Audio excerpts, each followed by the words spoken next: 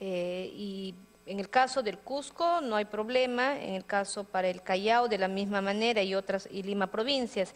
Pero ¿por qué restringen o a qué se debe que solamente el 9.2 podría ser millones, entiendo, para Lima metropolitana como gobierno regional? ¿A qué se debe esa limitante? ¿Es porque hay una prohibición expresa por el MEF o nos gustaría que nos pudiera quizás detallar y ver la posibilidad de ampliar, ¿no? Que no haya límites? Si no se permite límites en ninguna otra inversión, también podría ser esto de la misma manera tratado en el caso de Lima metropolitana, hablando como gobierno regional. Tiene la palabra el congresista Sergio Dávila.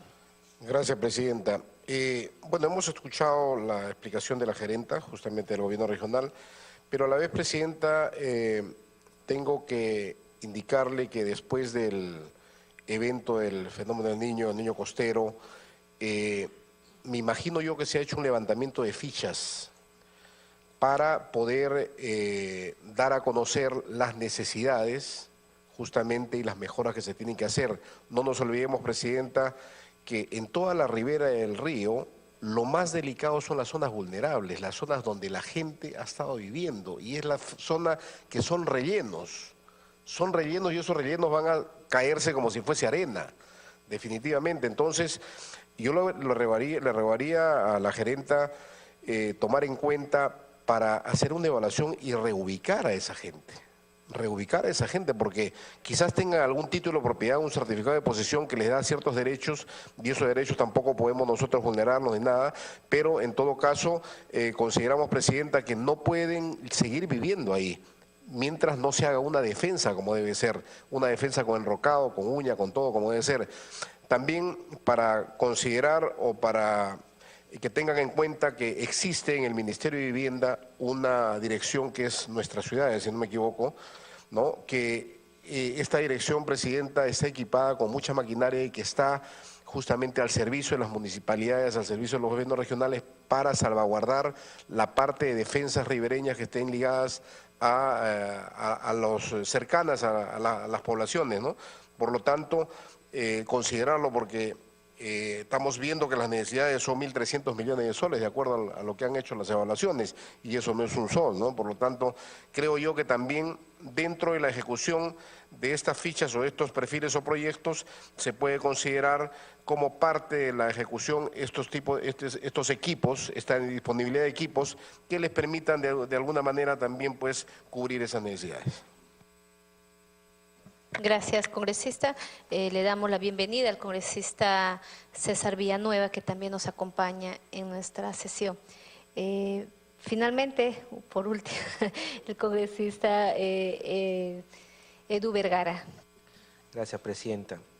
Para nosotros es importante que podamos tener esta participación, porque hemos estado visitando las zonas que han sido afectadas por el niño costero. Quisiera preguntarles, sé que no es el tema, pero no por eso deja de ser importante, si tienen un padrón de cuántas familias van a ser reubicadas, estas familias que están ubicadas en zona de riesgo no mitigable. ¿Tienen una estadística de esas? Si nos podría informar, presidenta. Gracias. También nos pide la palabra el congresista Dalmiro Palomino.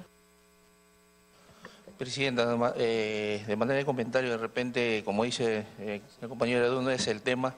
Quisiéramos también saber dentro de este pliego cuál es la situación de los hermanos chipivos que realmente están dentro de la zona vulnerable del río Rímac, y también hacerle una pregunta, porque yo creo que la municipalidad tiene una deuda social a través de las de salud de ONP, si eso pudiera apreciarse si hay una deuda con salud o ONP, y si es en cuánto, ¿no?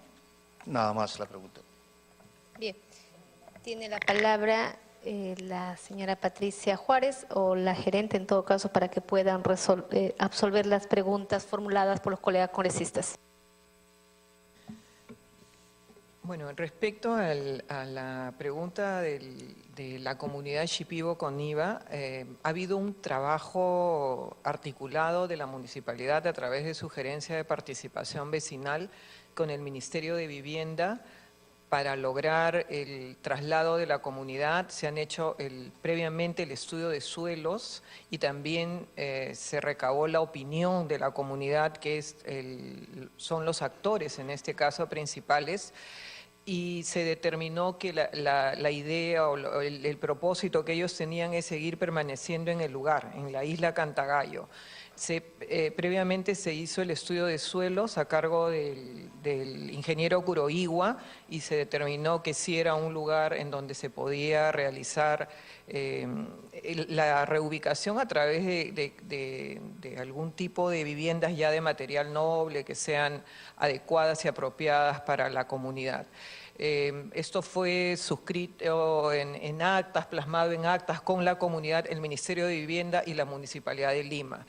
También se les consultó y ellos prefirieron en que en vez de que se haga una reubicación, de llevarlos a cada uno a un lugar determinado, se les dé una subvención de 500 soles mensuales para que ellos busquen un lugar donde ubicarse y mientras dura el proceso constructivo que está a cargo del Ministerio de Vivienda.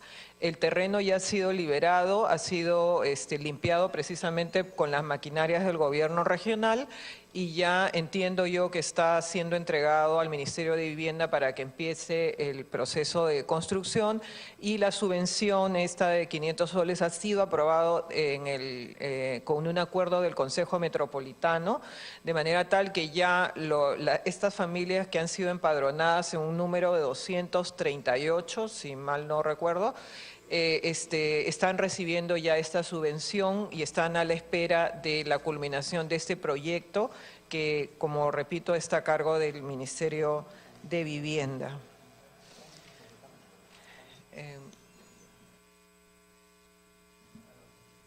Bien, ahora cedemos el uso de la palabra a la señora gerente para que pueda responder algunas preguntas que han formulado los colegas congresistas.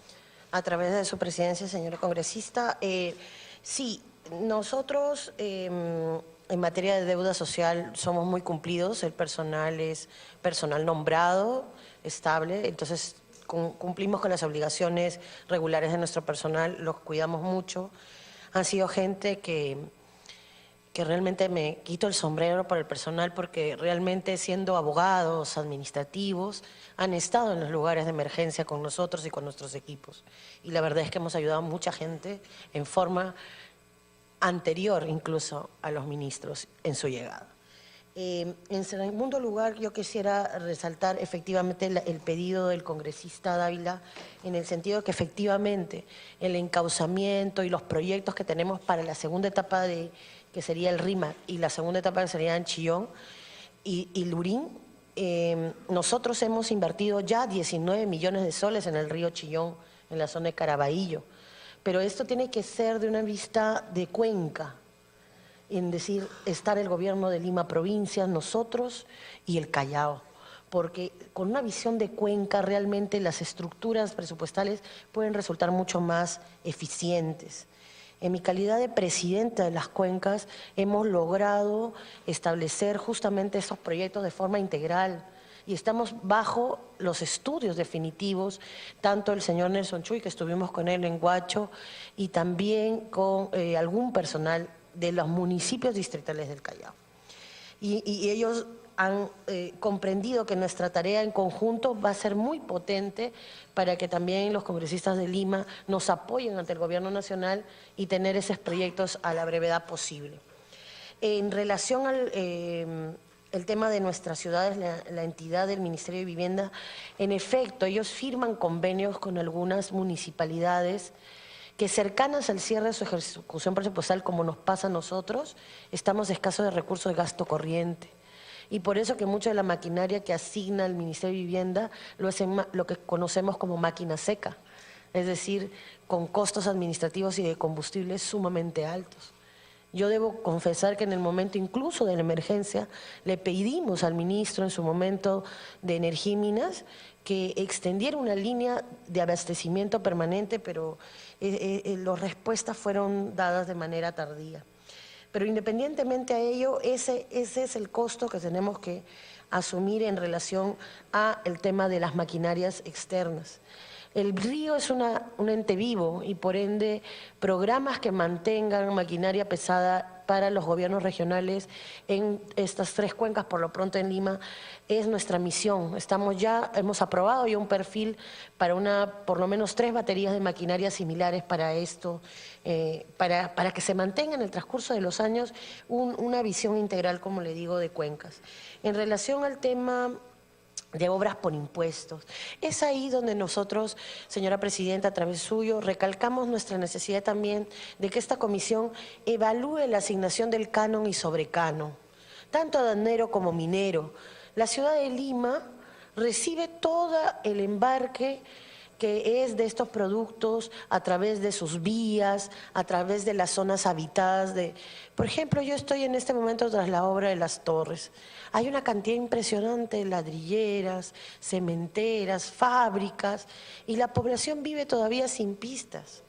Y entonces esa tierra, esa contaminación que podría ser mejorada con un canon y un sobrecanon adecuado para la carga que soporta Lima Metropolitana, debería ser un factor que también esta comisión analiza en temas técnicos para reasignar y acortar la brecha que existe en este tipo de asignaciones presupuestales. Solo al año, ¿por qué 9 millones para Lima Metropolitana? Porque solo al año Lima le asignan por los criterios técnicos de asignación del canon y sobrecanon solo 2.600.000 al año.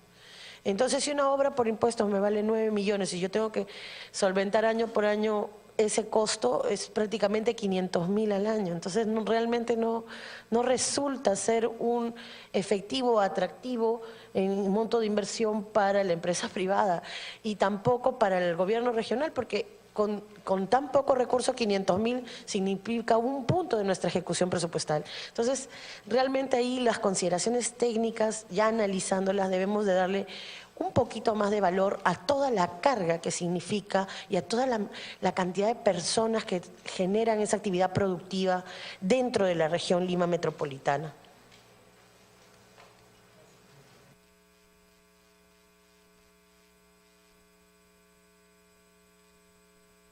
Bien, no habiendo más, bueno, el congresista Villanueva y el congresista Tucto.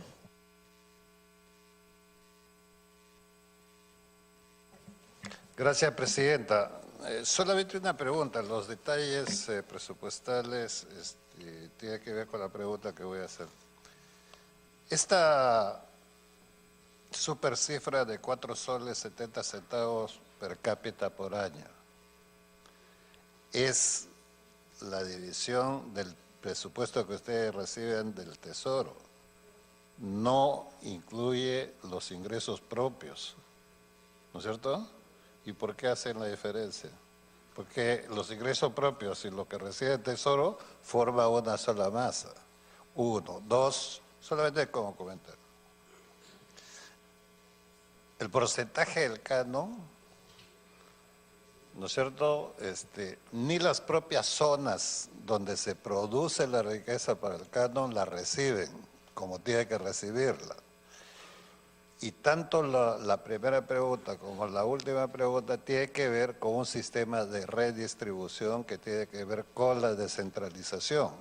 La pregunta es, ¿qué cosa ha hecho Lima Metropolitana o el gobierno metropolitano? Porque el resto de provincias y el resto de regiones está en una situación peor. Entonces, si Lima, que es la capital, que está Palacio ahí al frente de ustedes, no ha hecho una medida política o una propuesta, es porque están contentos con lo que tienen, o me equivoco. Tiene la palabra el congresista Rogelio Tucto. Gracias, Presidenta. Efectivamente, Presidenta, el presupuesto, o es una consulta en realidad, ¿no? Una pregunta. Proyectado al 2018, según tengo entendido, es de 43 millones de soles por todas las fuentes de financiamiento, ¿no? Está incluido acá en los recursos que se recaudan, parece que no están los recursos recaudados. no está incluido eso porque no creo que sea 43 millones nada más el presupuesto de toda de Lima Metropolitana. Esa es la duda que tengo porque llegó un poco tarde, discúlpeme. Y el otro es respecto si la Municipalidad Provincial o Municipalidad Metropolitana de Lima ha ejecutado el 2010 el puente Talavera en San Juan del Lurigancho, en el río Rima, que ha sido colapsado por los efectos de la crecida de este río, por efectos del fenómeno del Niño Costero. ¿Cuál va a ser la suerte de este puente? Si lo van a reconstruir, van a volver a hacerlo, ¿cuándo? ¿Cuánto va a costar? O en todo caso, ¿cuál es la coordinación con los planes que tiene la reconstrucción con cambios? Si está coordinando respecto a esta reconstrucción de este puente. Sí, a modo de aclaración, colega congresista, en estos momentos lo que sustenta el presupuesto es correspondiente como gobierno regional de Lima Metropolitana, no en la partida que corresponde a la Municipalidad Metropolitana de Lima. Entonces, sí, efectivamente el presupuesto asignado son para este año, son de, con el PIB modificado, el 44 millones y justamente eso están absolviendo las interrogantes la señora Patricia Juárez y la gerente del gobierno regional. Siendo así, les concedemos el uso de la palabra para que pueda responder a las preguntas formuladas de los colegas congresistas. Señora Patricia. Muchas gracias, señora presidenta. Respecto a la pregunta del congresista César Villanueva, efectivamente el gráfico demuestra la distribución per cápita del presupuesto del gobierno regional de Lima Metropolitana. La Municipalidad de Lima maneja 2 pliegos presupuestales. Constitucionalmente, la ciudad capital tiene un régimen especial de acuerdo a la Ley de Bases de Descentralización. Maneja 2 pliegos. El pliego de la Municipalidad Metropolitana de Lima, que es un pliego que, como se ha explicado, se compone de recursos directamente recaudados, ingresos propios de la municipalidad, no recibe transferencias del gobierno central, del gobierno nacional, y el pliego del gobierno regional por las funciones que le corresponde constitucionalmente como gobierno regional de Lima Metropolitana. Ese es el pliego que merece las transferencias del gobierno nacional y que asciende al monto de 43 millones y que para el año 2018 y que aproximadamente en montos de inversión están en el orden de 18 millones aproximadamente. Claro, 24 millones para el año 2018. Respecto a lo mencionado por el congresista Tucto, el puente Talavera es una obra que se hizo a través de la empresa administradora de peajes de Lima, de MAPE. Este puente, al igual que más de 200 a nivel nacional que se cayeron,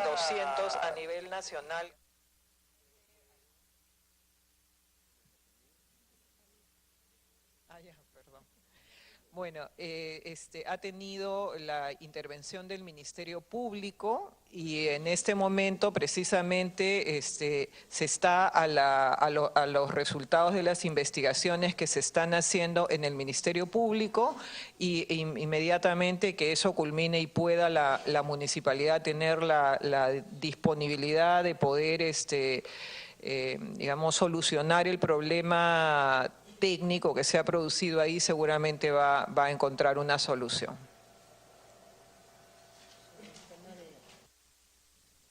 Había una pregunta que no había sido respondida por la pregunta formulada por el congresista Vergara. Señora presidenta, a través suyo. Sí, efectivamente, el tema de la población es un tema crítico y ahí quisiera yo también responder la pregunta del congresista Dávila a su vez.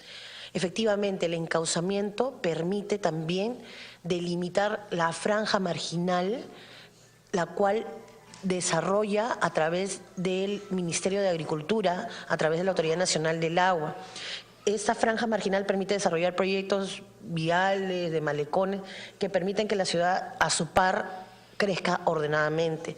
Las poblaciones que han vivido en la franja marginal, y lo hemos vivido en plenas emergencias, utiliza con desmonte la ubicación de más viviendas de forma impresionante, pero es competencia, ahí es donde la competencia local de la municipalidad distrital es quien hace frente a mafias organizadas, incluso con armamento que hemos tenido que presenciar, delincuenciales que utilizan estos camiones de desmonte y hacen llegar ese tema al río.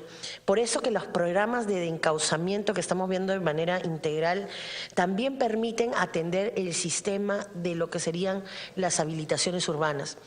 Un tema que también que el Congreso le permitió la legislación de ello al Ejecutivo fue justamente permitir que las distritales habilitaran urbanamente lugares y esta, digamos, disposición inmediata ha hecho encontrar muchos condominios de forma regular como invasiones y traficantes de terreno que ocupan lugares que no deberían ser ocupados. Esas delimitaciones, estas carencias hacen que cuando nosotros hemos visto la emergencia se hagan los llamados albergues que ustedes han visto, en donde esa población ha sido identificada y además de identificada haciéndole seguimiento. Porque muchas veces esta gente utiliza la emergencia, los traficantes me refiero, a ocupar una carpa, por ejemplo, a recibir la ayuda y luego en la noche se retiraban. Entonces, ¿qué hacía Defensa Civil, tanto local como metropolitana? Iba de noche a los albergues a constatar justamente la pertinencia. Entonces, los padrones han ido evolucionando. Los municipios distritales tenían la responsabilidad a través del Ministerio de Población Vulnerable de presentar sus mapas de reasignación de acuerdo al SINPAD de Defensa Civil. Es decir, las personas afectadas como las que quedaron en condición de damnificadas están dimensionadas y también fue presentado en el informe del 15 de agosto al Consejo de Ministros, señora Presidenta. Entonces tenemos una idea clara, un mapa a que nos lleva a tener el tema. No hemos coincidido con el tema de vivienda que más adelante, Vivienda sustentará su intervención. Bien, agradeciendo la presencia de la señora Patricia Gallegos, teniente alcalde de la Municipalidad de Lima Metropolitana, por su gentil concurrencia. No sé si algo tiene que agregar o habría finalizado su participación. Bueno, señora Presidenta, y a los congresistas, bueno, muchas gracias. Hemos traído efectivamente el mapa de cómo están los recursos en la Municipalidad de Lima. El alcalde efectivamente cumple la doble función, pero desgraciadamente frente a una población de 10 millones de personas, tenemos que decir que el gobierno regional maneja el presupuesto diminuto de 40 millones y casi nada se puede hacer con eso, ¿no? Esperemos que las propuestas que se han expuesto acá puedan ser tomadas en cuenta y esto pueda en alguna medida modificarse. Muchas gracias, señora Presidenta. Bien, agradeciendo la presentación de la señora Patricia Juárez Gallegos, teniente alcalde de la Municipalidad de Lima Metropolitana, por su concurrencia a esta comisión. La invitamos a que pueda retirarse cuando considere pertinente y de tal manera suspendemos por breves minutos para invitar a nuestro siguiente expositor. Muchísimas gracias.